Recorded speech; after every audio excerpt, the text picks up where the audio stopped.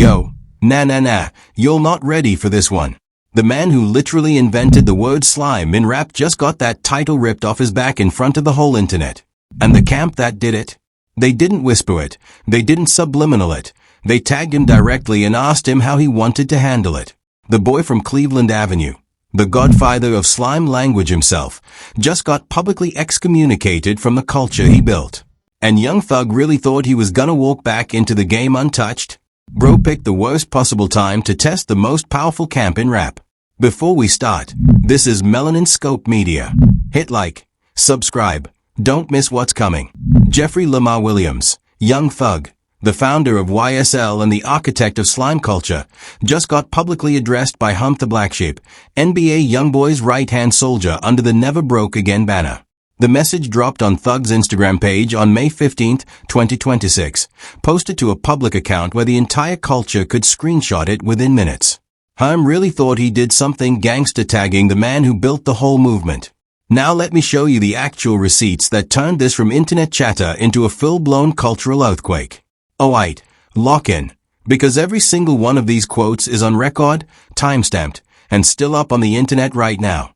On May 15, 2026, at 4:21 in the morning, the screenshot hit X, and the whole hip-hop internet froze.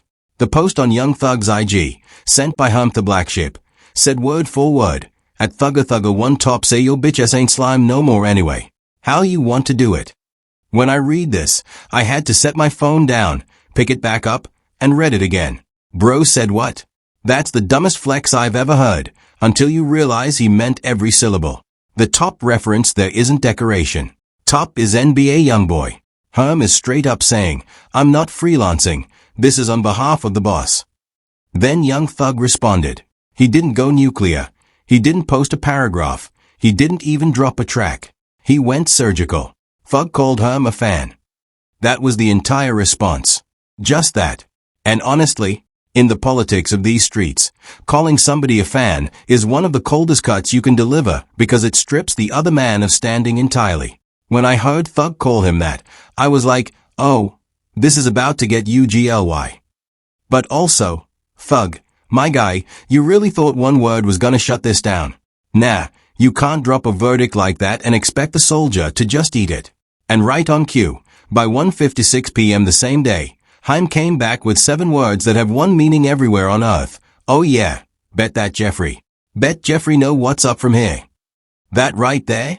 That's the part where the smile leaves the room.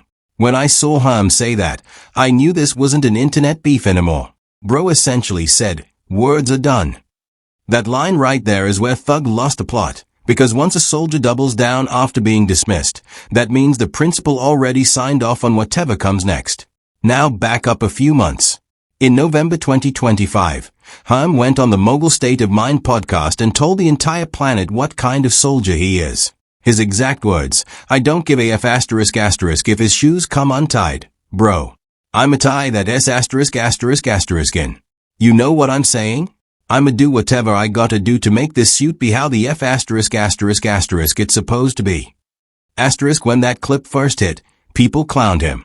People called it corny. People said he was too deep in YB's pockets. But 6 months later, that clip plays different now, doesn't it? Bro wasn't fangirling. He was filing a job description. And let's not forget Thug's own voice from his prison call interview leak, where he broke down what slime actually meant to him. It's like the inner circle, the ones that's literally right here that know the meaning, that was presented the opportunity to be a part of the family.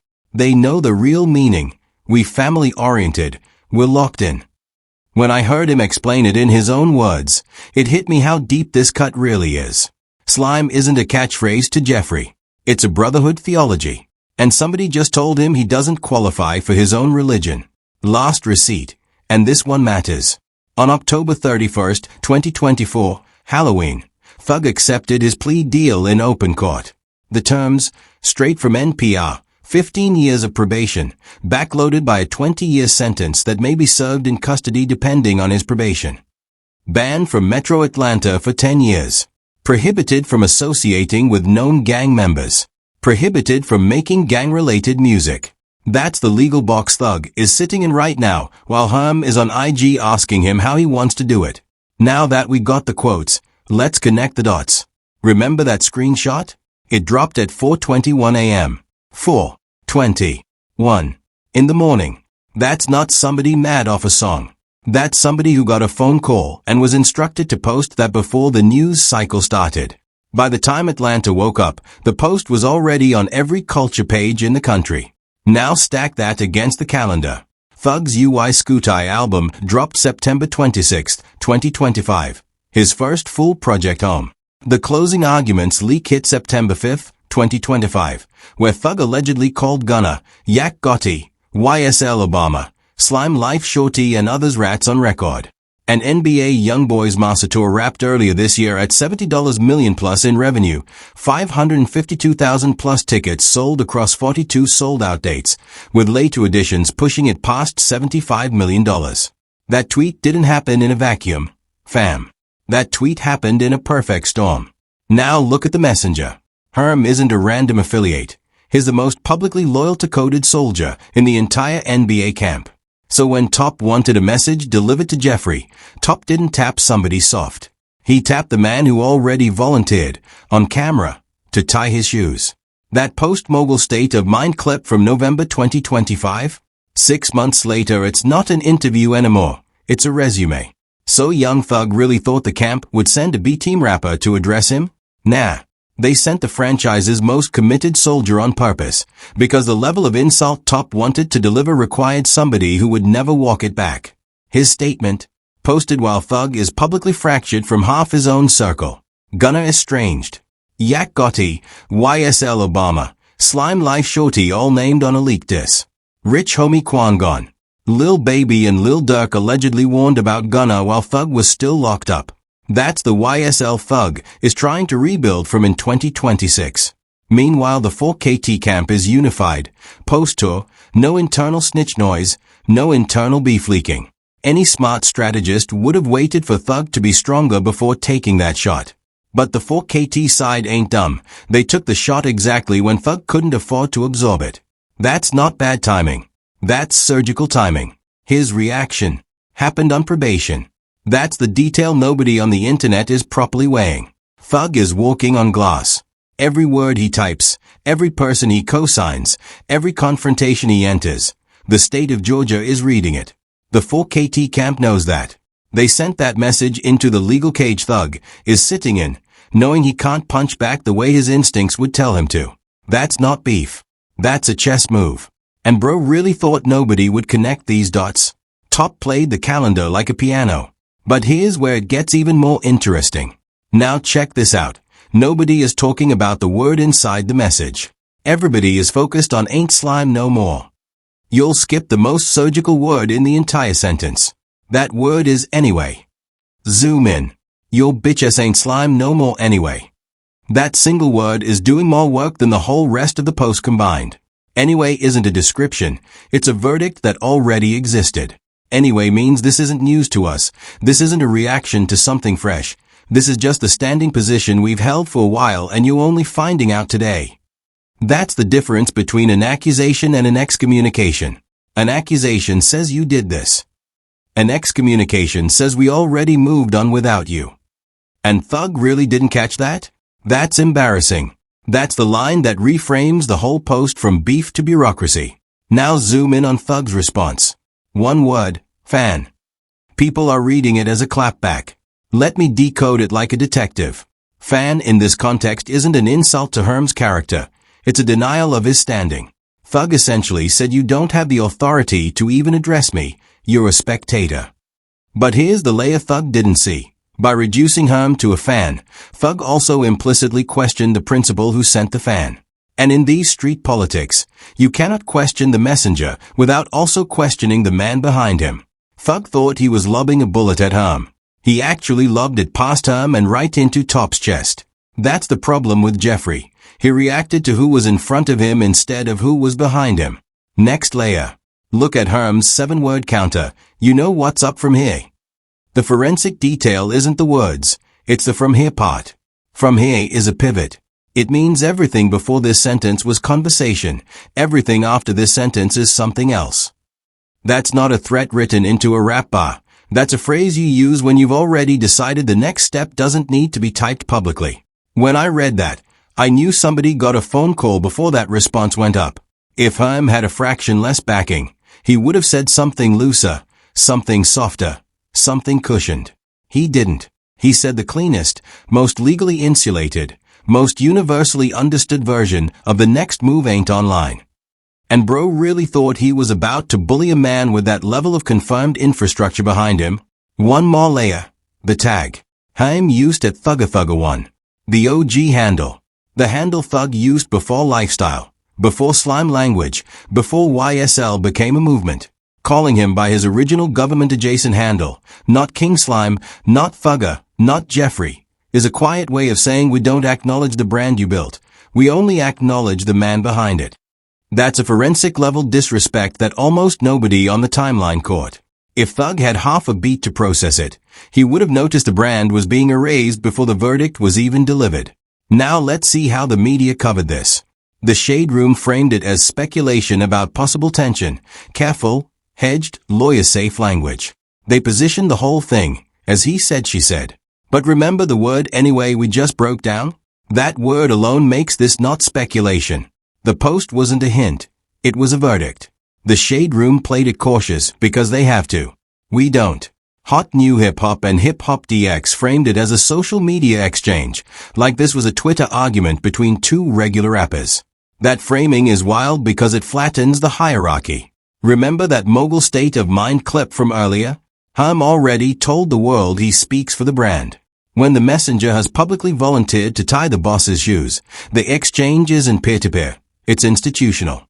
The media outlets won't say that out loud because it makes the story too explosive for ad-friendly coverage. Other culture pages spun it as a miscommunication or internet smoke, basically downgrading the temperature. Some YouTube reaction channels flat out called it fake beef being engineered for clout. Those takes are reaching. Same people defending that angle are the same ones who said Drake didn't lose to Kendrick. The framing exists because nobody wants the legal liability of saying out loud what this clearly is. And then you got the YSL counter-narrative blooming on TikTok and IG comment sections. Thug supporters saying Herm is irrelevant. This beef is beneath Thug. He handled it correctly with one word.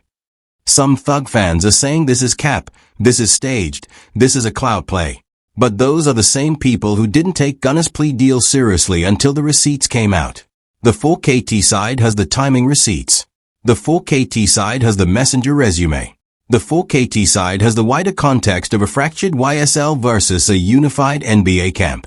If you're still defending Thug's fan response as a checkmate after all this, you're just biased. The receipts don't lie. But here's what nobody is saying. Mainstream hip-hop media wants you to think this is a personal beef. Two camps.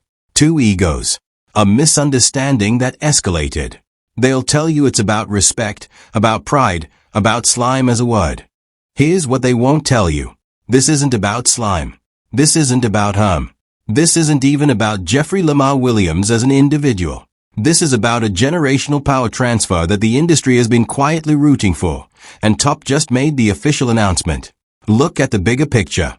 For over a decade, Atlanta has been the throne room of trap music.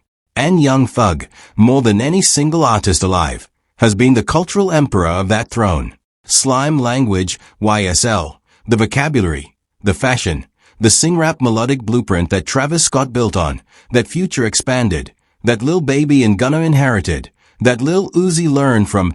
Every single one of those careers exists in a universe where Young Thug is the gravitational center.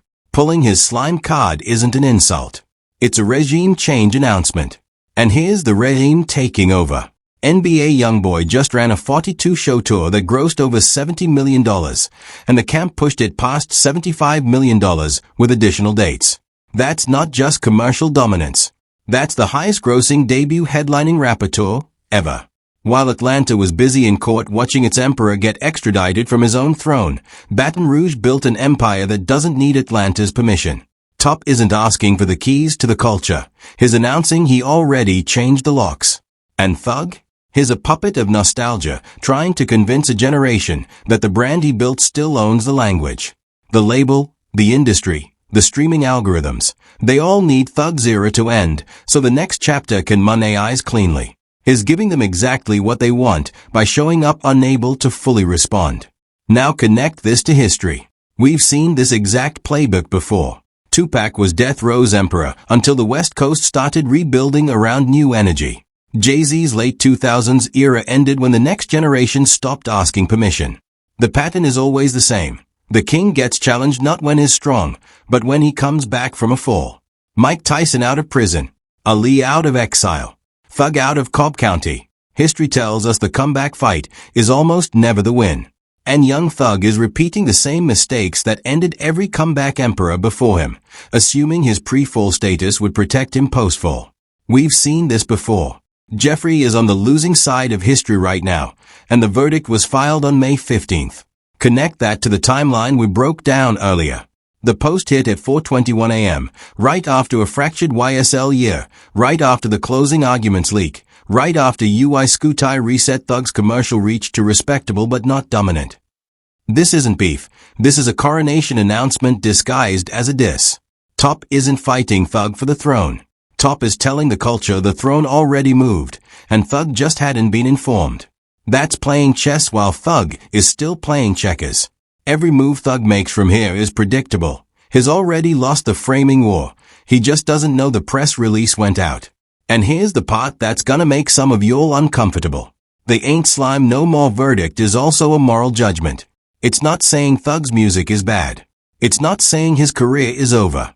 It's saying the way he's carried himself post-prison, the public diss to Gunna, the leaked jail calls, the named list of alleged rats, the public airing of YSL's internal collapse, has broken the brotherhood code that Slime was supposed to represent.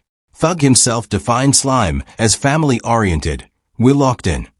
Top's camp watched a year of YSL being unlocked publicly and decided the man who defined the code no longer follows the code. Whether you agree or not, that's the cleanest indictment delivered in rap in a long time. Thug's whole persona is unraveling in real time, and it's falling apart because the foundation he stood on, brotherhood, got compromised the moment he came home with a list. That's the angle the mainstream won't touch. Because to print it out loud, they'd have to admit the king fell.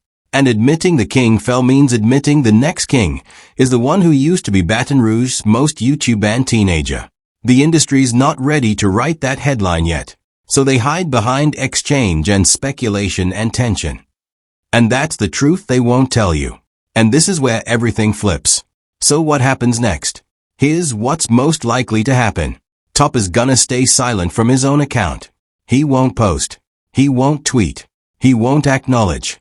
He's gonna let Herm carry the entire visible weight of this while the message sits, untouched, on Thug's tag feed for the rest of the year. And every single day that post stays up without Top contradicting it, the verdict hardens into culture. Watch what happens with Thug. He's gonna try to respond musically because that's the only lane his probation half allows. But the moment he drops a bar that's too direct, the prosecutors are reading. The moment he tags too aggressively, the probation officer is reading. He's gonna shadowbox in his bars, hope fans connect dots, and pretend the silence on the other side is weakness. It's not. The silence is strategy. When Top doesn't respond, Jeffrey is gonna look desperate screaming into a void that already moved on. The silence is gonna hurt Jeffrey more than any diss track could. Mark my words. Within 90 days, the cultural memory of this moment won't be Thug clap back. It'll be Top sent a soldier and Jeffrey couldn't send one back. And that favors Top in every measurable way. He doesn't lose a stream, doesn't lose a fan, doesn't lose a headline. Thug loses ground every week the post stays public. Now, if the alternative happens instead, if Top actually decides to address this on record himself, on a track, in a voice, in an interview, then it's a wrap. Top doesn't need to body him lyrically. He just needs to confirm what Herm posted with his own voice, and the whole conversation is officially over.